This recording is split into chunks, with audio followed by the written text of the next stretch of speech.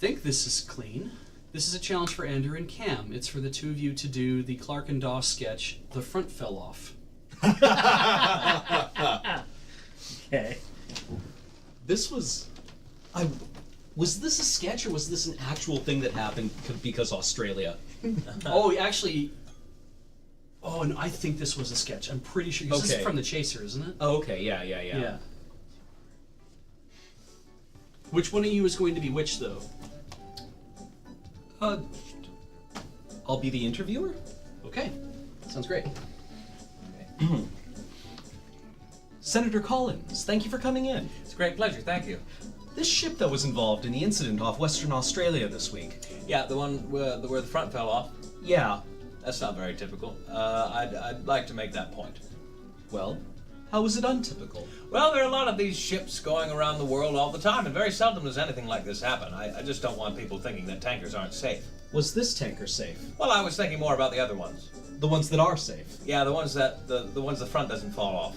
Well, if this wasn't safe, why did it have 80,000 tons of oil on it? I'm not saying it wasn't safe, it's just perhaps not quite as safe as some of the other ones. Why? Well, some of them are built so the front doesn't fall off at all.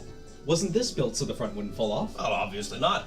How do you know? Well, because the front fell off and 20,000 tons of crude oil spilled into the sea, caught fire. It's a bit of a giveaway. I would just like to make the point that that is not normal. Well, what sorts of standards are these oil tankers built to? Oh, very rigorous. Maritime engineering standards. What sorts of things? Well, the front's not supposed to fall off for a start.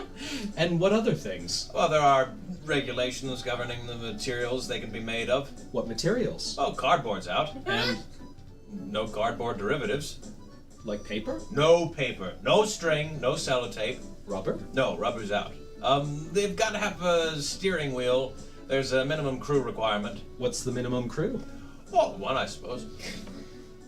So the allegations that they are just designed to carry as much oil as possible and to hell with the consequences, I mean, that's ludicrous. Ludicrous, absolutely ludicrous. These are very, very strong vessels. So what happened in this case? Well, the front fell off in this case, by all means.